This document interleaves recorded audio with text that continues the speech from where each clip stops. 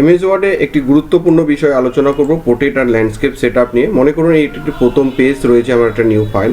সেই পেজে দেখুন প্রথম পেজটি আমাদের পোর্ট্রেট রয়েছে, দ্বিতীয় পেজটি আমার ল্যান্ডস্কেপ চাই। তো তাহলে কিভাবে করব? তাহলে আমরা কিছু আগে একটা কমেন্ট দিয়ে কিছু সেন্টেন্স লিখে রাখি, তাহলে আমাদের সুবিধে মনে হবে।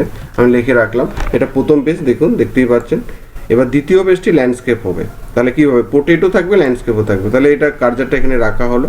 অ্যান্ড আমরা পেজ লেআউটে গিয়ে যাবো, অ্যান্ড পেজ সেটআপে আমরা যাব, অ্যান্ড আমরা মার্জিনে গিয়ে এই যে ল্যান্ডস্কেপ অপশনটা সিলেক্ট করে নিব, and apply to all whole ডকুমেন্টের জায়গায় আমরা এখানে দিস পয়েন্ট ফরওয়ার্ড বলে রয়েছে, এই অপশনটাকে অ্যাক্টিভ করবো, ল্যান্ডস্কেপ করবো মার্জিনে গিয়ে, পেজ লেআউট সেটআপে গিয়ে, অ্যান্ড জাস্ট ওকে করব।